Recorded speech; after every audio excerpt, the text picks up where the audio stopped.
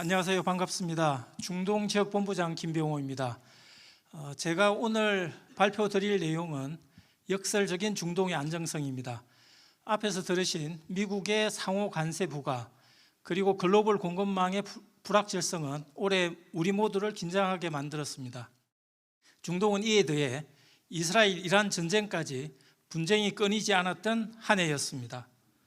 하지만 전쟁은 계속되지만 성장 엔진은 멈추지 않는다는 중동을 표현하는 말처럼 저는 혼돈 속 중동 현장에서 중동의 저력과 가능성, 기회 요인을 보았고 이 자리를 통해 여러분께 한국과 중동의 동행에 대해 말씀드리고자 합니다.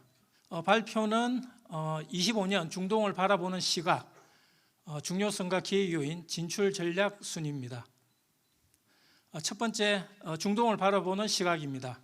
11월 대한민국 대통령의 정상 순방이 있기 전까지 중동과 관련한 국내 뉴스를 떠올려 보시면 아마 대부분 전쟁과 관련되어 있을 겁니다.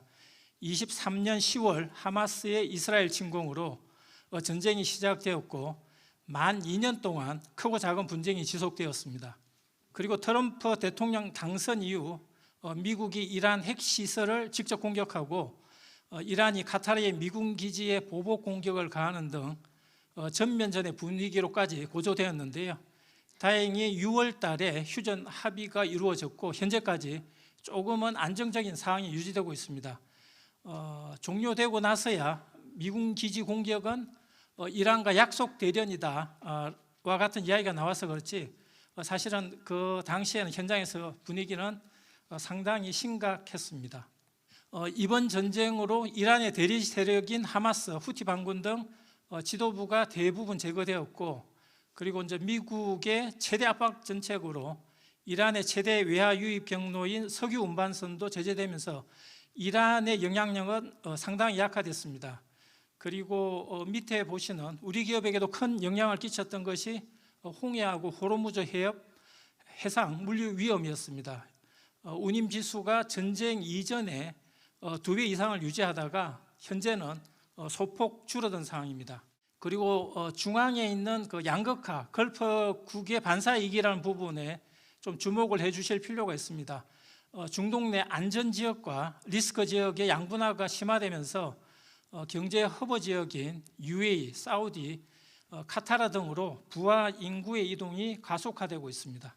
트럼프 대통령 취임 후 첫 해외 순방지가 사우디, 카타르, UAE였습니다. 여기는 중요한 메시지가 있습니다. 트럼프 정부가 철저한 국익 중심, 실리주의 외교에 있어서 중동 국가의 어떤 전략적 중요성을 반전한다고 볼 수 있습니다.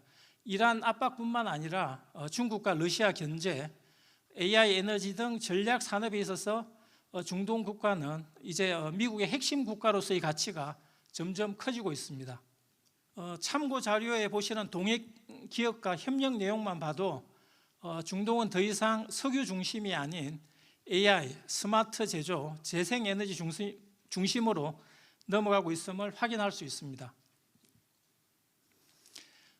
다음은 올해 전 세계 관심사였습니다. 미 상호관세 관련 사항인데요. 중동은 그래도 다행스럽게 대미 수출 의존도가 낮고 그 다음에 관세 예외 품목인 석유가스, 비철금속 이런 원자재 미국 수출이 큰 비중을 차지하고 있습니다. 표에서 보시는 것처럼 GCC 6개국 그리고 튀르키예, 이집트, 이스라엘의 미국 부가 상호 관세는 기본 관세인 한 10에서 15% 수준으로 다른 국가에 비해 상대적으로 낮은 수준입니다. 그래서 튀르키예나 이집트, 이 메나 지역 제조 강국의 경우에는 오히려 글로벌 기업의 생산 시설을 유치하는 그런 새로운 기회까지 나타나고 있습니다. 올해 중동의 또 다른 이슈는 유가였습니다. 올해 유가는 배럴당 65달러, 70달러 사이를 왔다 갔다 했는데 특히 이제 중동 산유국 중 사우디 재정준용 유가보다 훨씬 낮은 수준입니다. 그래서 사우디 재정에 큰 어려움을 주고 있었고요. 그래서 네옴 등 기가 프로젝트를 본격적으로 추진했던 사우디가 현재는 프로젝트 속도 조절에 들어갔고 월드컵 등 주요 국제 대회에 우선순위를 두고 있습니다. 그리고 석유 수출국 기구인 오펙 플러스도 최근 10년간 유가 방어를 위해 감산 정책을 유지해 왔는데요. 그런데 올해 4월부터는 시장 점유율 방어를 위한 정산에 합의한 바가 있습니다. 앞선 여러 가지 부정적인 요인에도 불구하고 IMF는 중동의 2025년을 이렇게 평가했습니다. 탁월한 회복 탄력성, 지정학적 분쟁의 영향은 제한적이고 단기적이고 오히려 걸프국 중심의 산업 다각화 그리고 무역 확대 성과가 이를 상쇄할 정도로 컸다는 겁니다. 그래서 24년 2.2%였던 GCC 경제 성장률은 올해는 3.9% 그리고 내년에는 4.3%까지 성장할 걸로 예상이 됩니다. 권역별로 비교해 봐도 다른 세계 저성장 기조하고는 달리 중동 지역 그리고 GCC 국가 성장세는 뚜렷함을 보실 수 있습니다.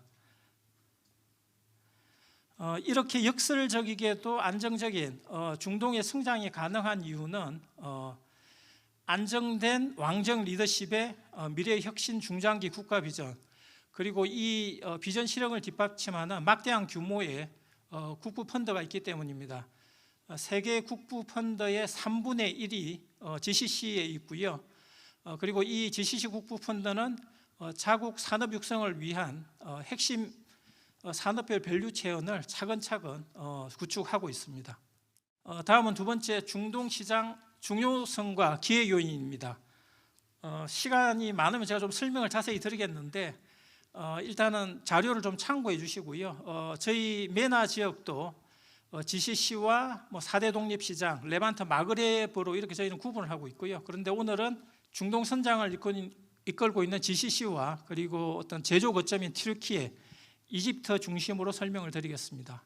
한국과 협력이 유망한 중동의 기회 요인을 5가지로 뽑았습니다. 그중에 이제 첫 번째 AI 분야입니다.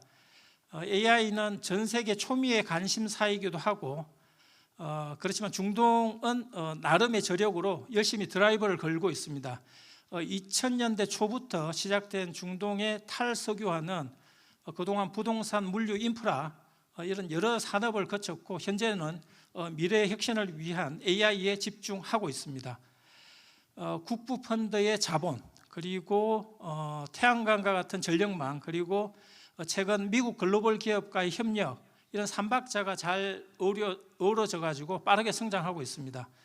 그리고 언론을 통해 아시겠지만 오픈 AI의 그 스타게이트 프로젝트 첫 해외 협력국이 UAE로 정해졌습니다. 그래서 UAE는 세계 최초의 AI 네이티브 정부를 목표로 천문학적인 자본을 투입하고 있습니다. 다음은 생산 거점 후보지로서의 중동의 가치에 대해 설명을 드리겠습니다. 잘 아시는 바와 같이 튀르키예, 이집트는 중동 아프리카, 유럽의 전통적인 제조 거점 역할을 하는 국가입니다. 튀르키예는 기존의 조립 가공 중심에서 최근에는 방산, 전기차를 비롯한 첨단 산업 제조업 육성으로 전환하고 있고 그래서 우리 기업들과의 협력소에도 아주 큰 상황입니다. 그리고 이집트는 가정과 섬유 부분에서 글로벌 기업 생산 공장을 적극 유치하고 있습니다. 현재 우리나라도 글로벌 공급망 변화에 따라서 생산 거점 다변화가 필요한 시점인데 튀르키예, 이집트도 전략적으로 검토해 볼 만한 지역인 것 같습니다. GCC 국가는 전통적으로 생각하는 제조 거점으로서 가치는 분명 약합니다. 그러나 산업 다각화, GCC의 산업 다각화를 위한 첨단 산업 제조업 유치 경쟁이 가져오는 협력 기회 그리고 또 해외 기업 유치 인센티브는 잘 활용해 볼 필요가 있는 것 같습니다. 특히 또 UAE는 인근 중동국의 테스트베드 역할이 확실한 국가입니다.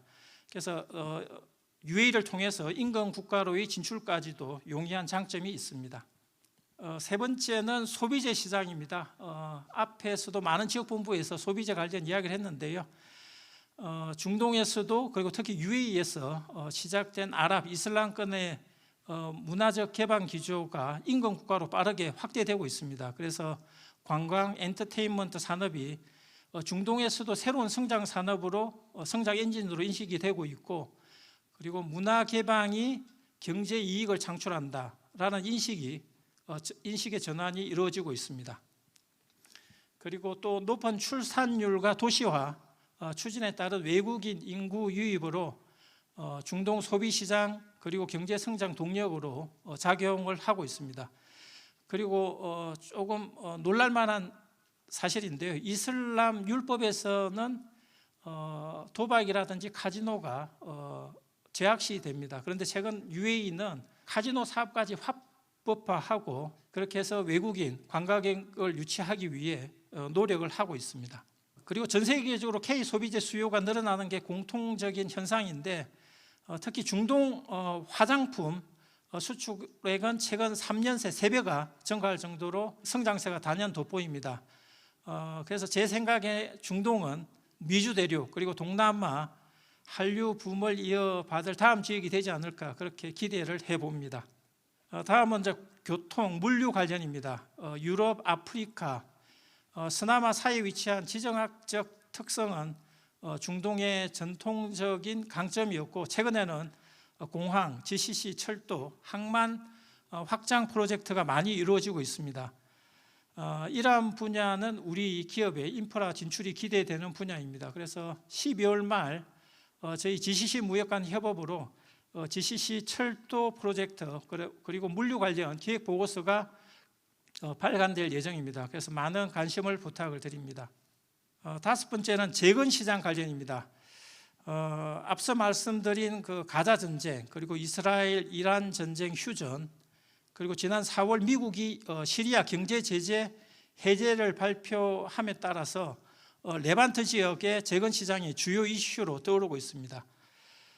내전 장기화로 기본 인프라가 많이 파괴되고, 그리고 절대의 빈곤의 상황까지 간 지역들이라 아직 리스크가 큰 것은 사실입니다. 그러나 최근에 이제 선진국가 국제기구의 원조 그리고 금융 지원이 잇따르고 있습니다. 시리아의 경우는 중동에서 유럽으로 이어지는 천연가스 파이프라인의 경우국으로 경제 안보를 위한 지역이고, 그리고 기초 인프라 건설을 위한 국제 금융 지원도 있어 앞으로 다가올 기회를 좀 지켜볼 필요가 있습니다. 다음은 중동에도 현지화 관련 규제가 있습니다. 제조업 육성에 자국에서 어떤 생산 시설을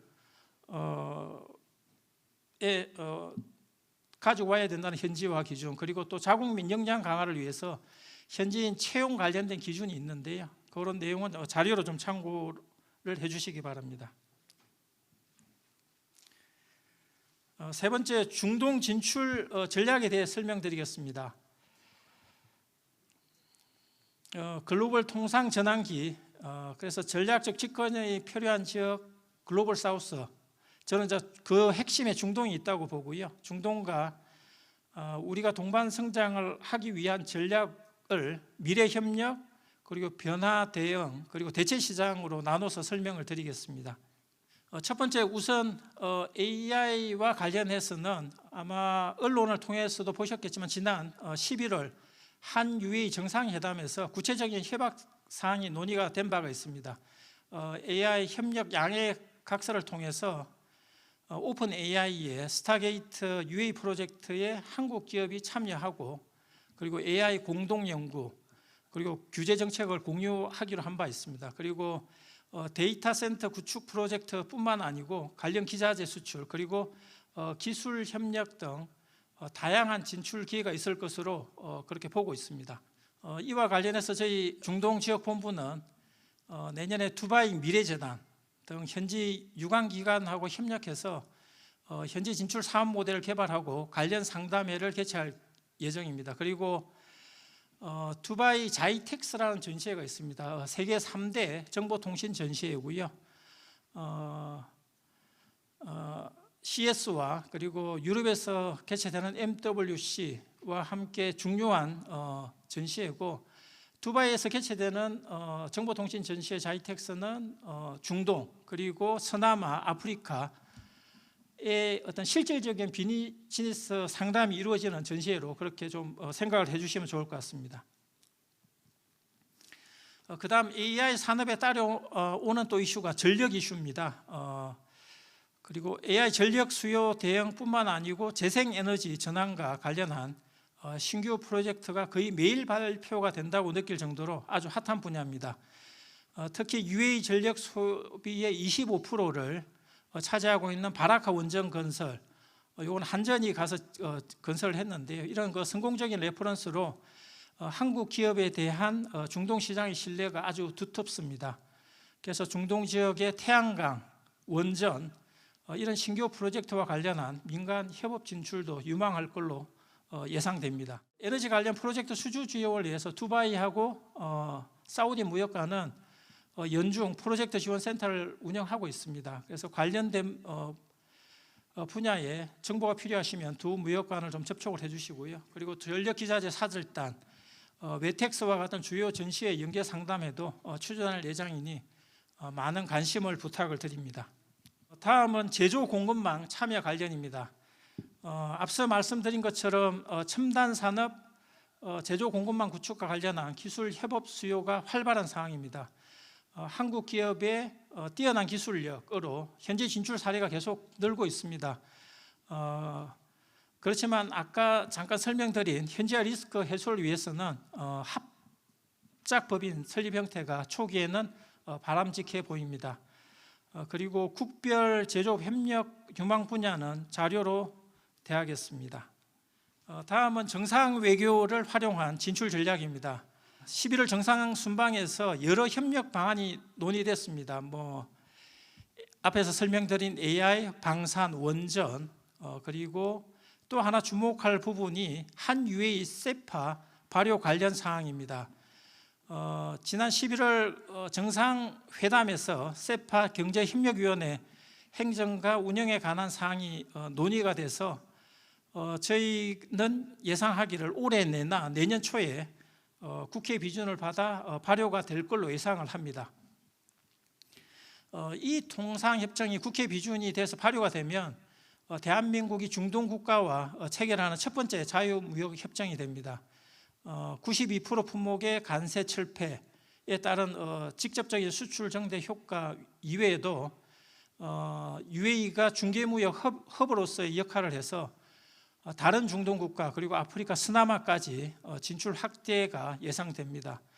그리고 참고로 2022년에 UAE와 인도가 세파 협정을 체결한 바가 있습니다. 이 세파 협정으로 양국 간 교역은 2배 정도 증가된 바가 있습니다. 상품 양어 세부 사항하고 기타 협정 내용은 자료로 대하겠습니다.